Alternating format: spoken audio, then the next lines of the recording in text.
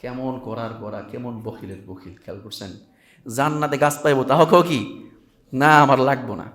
আল্লাহ নবী বললেন, মা রাআইতু আবখালা মিনকা, তোমার চাইতে তো বড় কোনো বখিল আর কৃপণ আমার জিন্দেগিতে আমি দেখি নাই।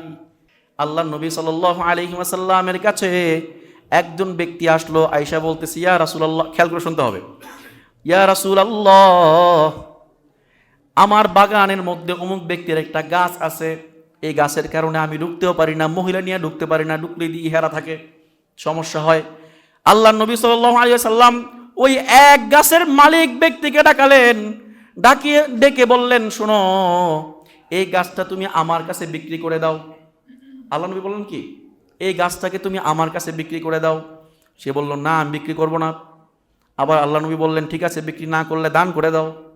না, দান তো আগেই না, দান তো কি আগেই না।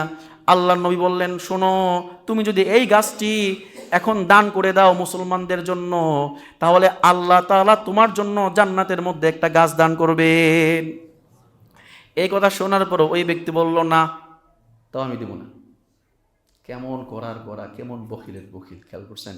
জান্নাতে গাছ পাইবো, তাহ কেউ কি না আমার লাগবো না। আল্লাহ নবী বললেন, মা রাআইতু আবখালা মিনকা, তোমার চাইতে তো বড় কোনো বখিল আর কৃপণ আমার জিন্দেগিতে আমি দেখি নাই। কি বললেন? তোমার চাইতে বড় বখিল আর কৃপণ আমার জিন্দেগিতে আমি দেখি নাই। তারপরে আল্লাহ নবী বলছেন, ইল্লাল্লাযী ইয়াবখালু বিসসালাম, তবে তোমার চাইতে বড় বখিল একজন আছে, সেই হচ্ছে যে সালাম দেয় না। অর্থাৎ যে সালাম দেয় না, সালামের ক্ষেত্রে কৃপণতা করে, বখিলতা করে, সেই ব্যক্তি এই বখিলের চাইতে বড় বখিল।